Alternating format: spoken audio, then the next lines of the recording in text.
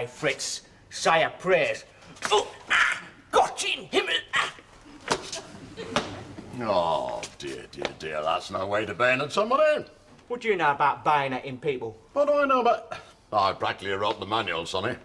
Blimey, did you ever kill any Germans with a bayonet in a war? Kill? Yeah, well, of course I did. And there was something. Here, give us that rifle. I'll show you. Now watch this, son. See? Now, thrust, disembowel, disengage. Thrust, disembowel, disengage. Get out here. Now, there's your three main principles of bayonetship, you see. Now, you do it with me. Now, are you ready? And thrust, disembowel, disengage. Thrust, disembowel, disengage. And again. Thrust, disembowel, disengage. Thrust, disembowel, disengage. That's on. Camarade. Yeah. Oh, don't be so childish. Child, do you realise how childish it is to glorify killing? Go on, Abbott, in the class. Thrust, disembowel, disengage.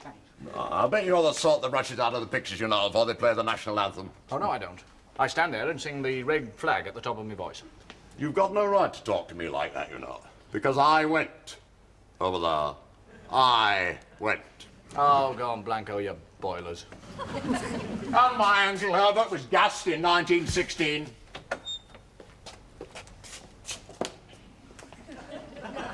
Double! Jackie says, when I push you down, you stay down. Yeah, that showed him. Do you hear that, Peter? Frankie reckons when Jackie Pallow come down his youth club, they had a fight and he broke Jackie Pallow's leg. Great pudding. Bruised it, I said. Fan? All right, sit down. Duffy, I hate to make unreasonable inroads into your private life, but do you think we could have you sitting down? Let's have a look. Yeah, I reckon I could do that for you, Chief. Oh, come here, sir. Right. Sharon, what do you think you're playing at? Just straightening your tie. You're very untidy about the neck sometimes. Now, look, Sharon, I do not interfere with your clothes. All right. Now, Maureen, what are you doing? Just the hem of Monsignor Sotworth's cassock, sir. Not in my time. Oh, you're a nice person, sir, but you're dead grumpy in the mornings. Grumpiness don't pay off with Frankie Abbott. He shot Sir. Give me that. It's not mine, it was planted on me. And what's this? An FBI shoulder holster. It's a sock on a piece of elastic. You could stop someone's heart beating like that. I could also stop somebody. Now, look, Abbott, we're going to have a serious talk about this persistent lying of yours. Now, why do you do it? Well, it's more exciting than ordinary things. Good gracious me, Abbott, don't you realise that you're at one of the most exciting times of your life? All your future's in front of you as an adult. He said I ain't got no future. Who said that? I did. Yes, I know you did, Dennis, but who said it to you? Oh, me dad. He said I'm a bloody waste of time. Hang on that cow, son. All right, Curtis. Now, listen to me, Dennis. Your father was very silly to say a thing like that. Of course you've got a future. You've all got a future. But yours, Abbott, depends on a much more mature outlook on life, and we can begin by promising me that you're going to stop this persistent lying. Now, will you promise? Yeah, all right. All right, there's assembly. Now listen to me. The hymn this morning is for those in peril on the sea. And we don't want the seagull noises from the back of the hall. Look, if I'm starting, well, I never really had a fight with Jackie Pallow at all. Good boy, Frankie. Good boy. I squared up to him and he backed down.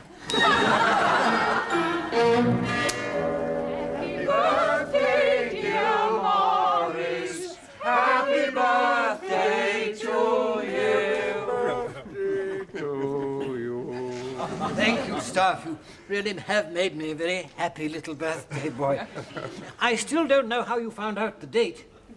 Renard, the cunning fox. What's he on about? They both bloody told us. And now I'm going to read out all our cards. If I may be excused, Headmaster, a young Khan sat on his dagger. Later, Mr. Smith. Now, the first one is from... Blockhell Welch. No, Doris. Oh, look, little pop-up rosebuds.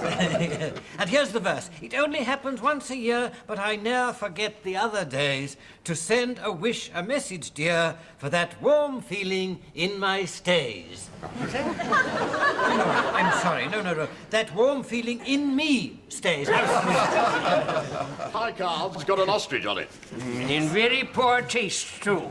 It's a humorous ostrich, very witty. And here's another one. Because you are so wonderful in every kind of way.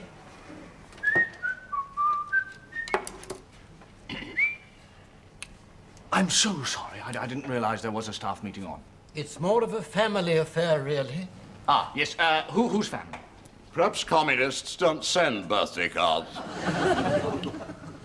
Oh, I'm so sorry, sir. It's on my mantelpiece. Ah, well, if it's on your mantelpiece, it was in your heart, and you are invited this evening. Well, that's very, very kind. Where? The headmaster always invites the staff to dine out with him on his birthday, however forgetful they may be. Well, as a matter of fact, I've already got a prior. I'd love to come. Love to come, sir. Yes. Splendid. Then, as PU, per usual, Morris pays. Oh, well, that's fair. That man is a prince. A polygon of virtue. 35 shillings for the meal, please, Mr. Hedges.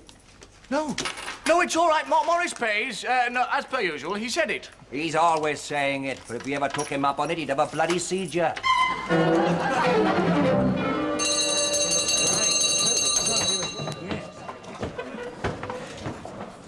Hey, where you two going in? Staying for bridge? No, these is political rosettes. We're going down to Young Conservatives barbecue. Oh. You can't be Conservatives. You live in a flat. We're not, but we like their sausages. Yeah, them little Tory dollies. I tell you, that Edward Heath has got his head screwed on. I'll come with you if you like. It's Young Conservatives, not infant Conservatives. Come on, then. Here, Peter, who's this Enoch they all keep talking about? I don't know what I'm sitting here for. They don't pay overtime. Oh, hang about, Sharon. What? Fancy coming out tonight? Oh, I don't know, Eric. I'd like to, but I was going to go over Hendon with Vic. OK, fair enough. Well, I didn't say it was definite. Oh, is it or isn't it? Well, it's not really up to me, is it? Who the hell is it up to then, Mousy Toon? Well, I mean, are you, like, telling me not to go out with Vic? Look, I can see you're not keen. Well, I am. All right, then stop acting like the prize on the top shelf and I'll pick you up at 7:30. We'll go somewhere nice, so don't dress yourself up like them stupid little tarts down the dance hall. All things hanging off your hair and that. Any more orders? Yes, dab on a perfume, don't bath in it, and I don't like plunging necklines nor being kept hanging about. Give us 8 and I'll dance for you. I thought you'd never ask.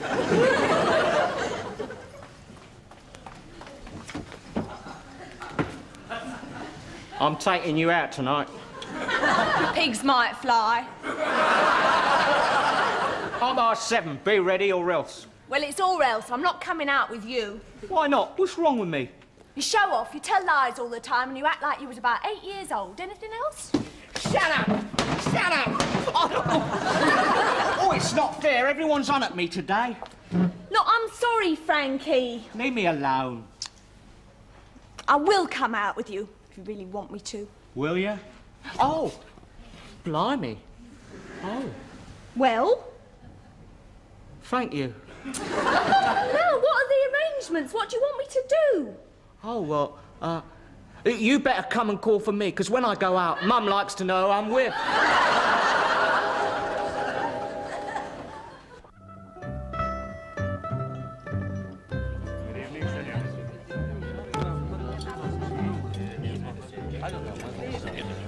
You know what kind of seating arrangement this is, don't you? This is revenge for what we did to the Arties during Cyrenaica. Nevertheless, the food is excellent. I wouldn't know. I haven't been able to get to mine yet. Stop it. Why don't you knit a pair of socks while you're waiting? Are you determined to spoil the headmaster's birthday? Well, it's a booking, isn't it? I mean, what raving lunatic booked a table for 6 when there are 11 of us? No, come on. I wish I didn't feel things so deeply, Doris.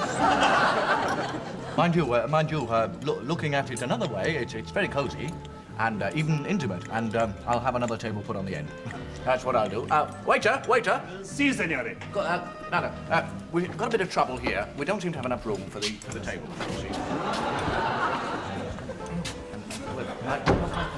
Albert. Oh, they are here, Senor Duffy. Oh, buona notte, Vincenti, my son. Come over. Oh, there they I'm sure I know those people. Yes, Headmaster. It's Margaret and Tony.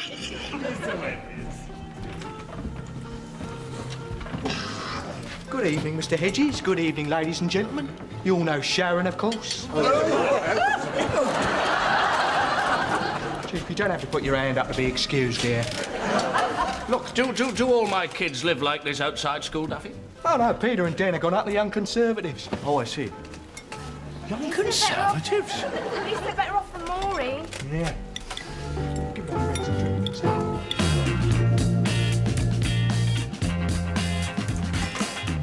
Right, great, Moore. I've lit up my rollover buttons. Moore, look. Oh, come on. Let's go for a walk. Let's do something, eh? OK, baby. I'll just win this bag, then we'll go to a nightclub. What, in Rotherhithe? I'll nick the car, then we'll go up to Leeds or somewhere. Oh, will you stop it? Hang on, Moore. I've got 3 balls left. Moore. Right. Sorry, mate. Having a bit of trouble with a woman. How do you like your ears shift off? Look, mate, I'm still at school. Isn't that sweet? A nice little schoolboy. With his ears shift off. Leave him alone, you great bully. Ow! Oh, ow! Ow! Ow! Mute!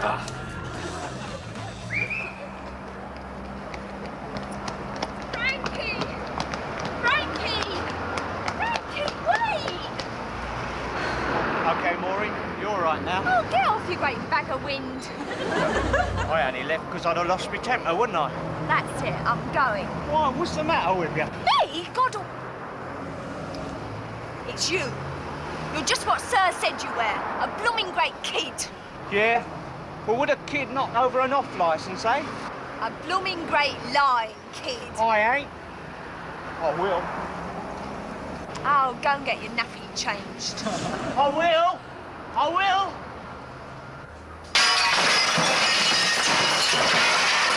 Oh, my God, he has. No, say what you like, then. It is a physical impossibility. A what? Can't even your Uncle Dave do it? Not even him, and he was a pilot in the RAF. What then? RAF? Flying fluff. Oh.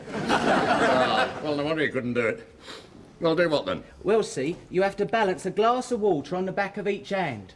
Oh, I see. Oh, that's easy. Is that all I've got to do? You can do it. Oh, I think so. Wait a minute. Hang on then, lads. Wait a minute now. Steady. Balance? Yeah, I think so.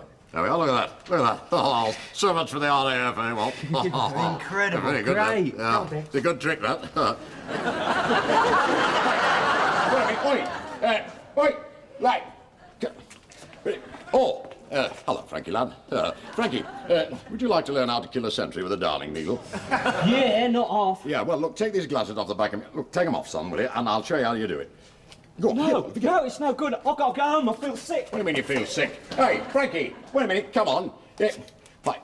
Oh, cool. Oh.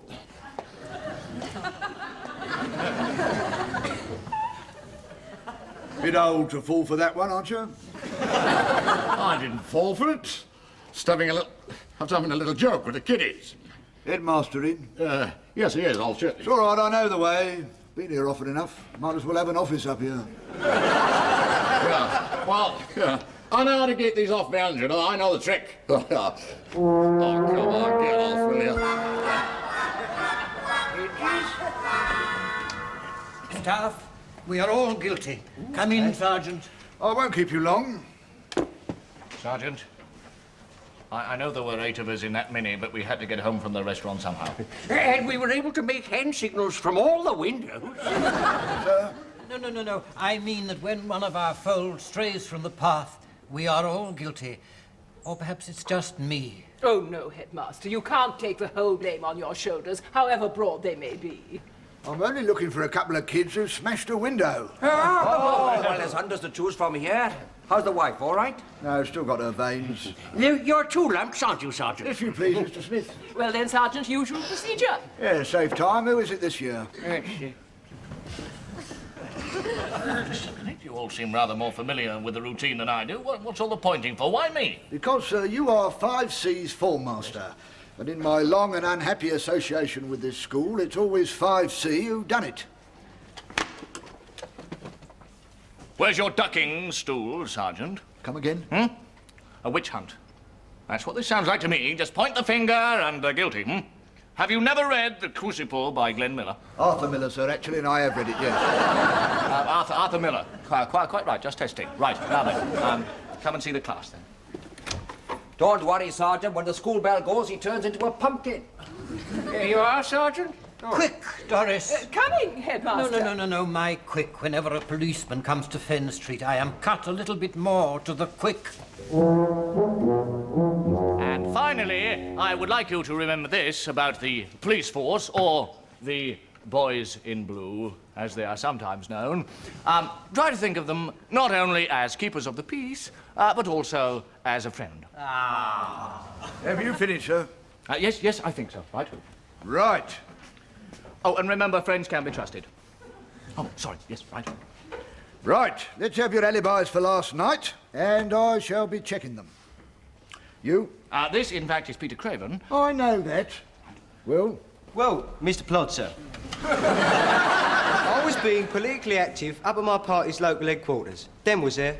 What were you doing? Making Molotov cocktails? No, eating sausages. I shouldn't have asked, should I? Sergeant, before you dismiss that, I'd like you to know I've read Houseman's figures on the political consciousness of the adolescent. Good. He's... Right, yes. Anyone back up this story? Yeah, Mr. Heath. Are you seriously putting forward the leader of Her Majesty's opposition as a witness? Straight up, he was there. Said he just popped in to see if his tombola ticket had come up. Yeah, and I dropped a bit of onion down his turn-up. Yes, it was a barbecue, you see. A barbecue? No, seriously. You've jogged me. I'll rub it out. All right. Sharon, where were you? Oh, before I tell you, Mum sends her love. All right. Well? Well, we went to this posh restaurant. It was smashing. They even give you special fried bread in your soup. Croutons. Oh, yeah. And we had 2 different coloured wines. Who did you go with? Prince Philip? Me, Prince Charming. This is where I come in. I thought you might. Yes, I can back up the story because I was there with Oliver, the headmaster, and it was his birthday party, you see. Anything else? Yes, I've been a bit over-enthusiastic with the rubber. You've rubbed out my stolen car numbers. Shouldn't we be getting on? Right. Maureen. It's all right, Maureen. I'm here. So you are. Possibly have a word. Now, Maureen, in fact, is a young girl. Never. Yes, and sometimes it can be very difficult being a young girl. Now, I do speak from experience. Is that why you talk so much, sir? Right, off we go. All right, answer the questions, Maureen. I spent the evening with Mum and Dad. It's all right, Maureen, don't be frightened. Sergeant, perhaps if you took off your uniform. Well, I've also read Houseman on the Image of Authority, and he states... Come here. How many people did you say you had in that mini? At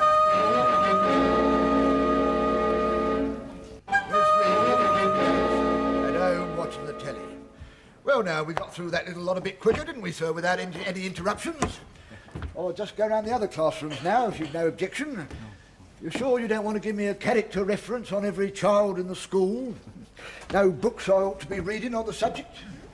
Well, as a matter of fact, there is one. It's not by Houseman. Well, I told you, didn't I? The police are human. I'll tell you one thing. Yes?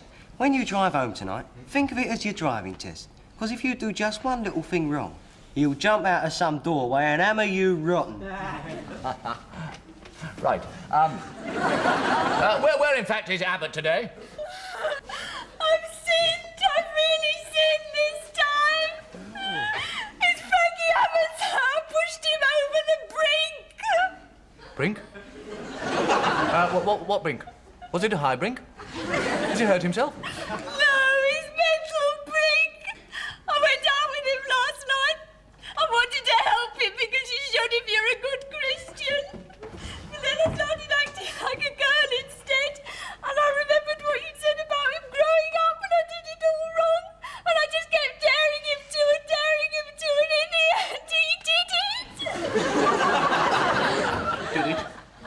Did it? What did he do, Maureen? He chucked that bottle through the off-licence window. I think Mr. Hedges is right. If this matter can be settled without involving the police, so much the better.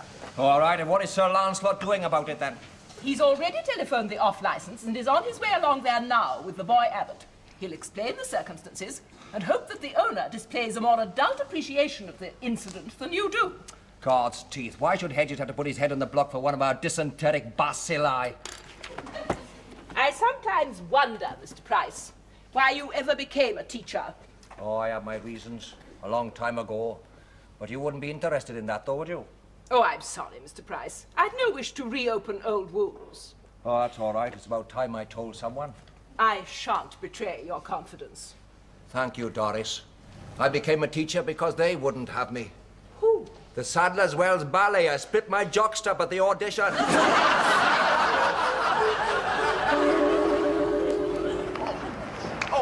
Look, it's no good. I've got to lie down somewhere. But I'm sure your stomachache will disappear as soon as you've seen the man from the off-licence. But he's violent. Well, if he puts us both in hospital, it won't alter the manliness of what we're about to do. You see, Abbott, this off-licence is not just an off-licence with a broken window. It's a symbol. It's a symbol of the end of childhood and the beginning of manhood. That's the beginning. It's the children, you see, and the silly.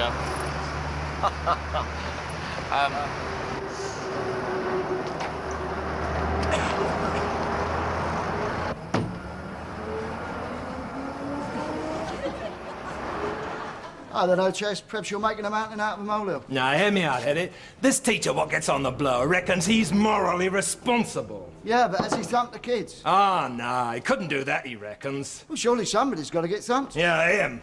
The teacher. If he wants to take the blame, he gets the thumping. With you in a minute. Hang on, Chase. Maybe he can handle himself. Teachers ain't all weeds, you know. Look, I heard his voice on the phone, didn't I? Puffy Northerner. And when I hear it again, I'm gonna stuff this right down his throat. Hang on a tick. Yes, Squire, what can I do for you?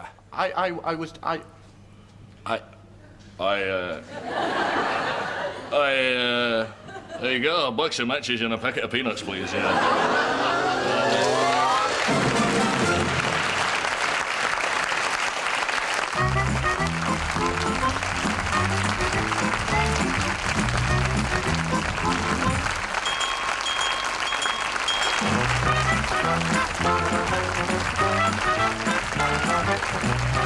Thank you.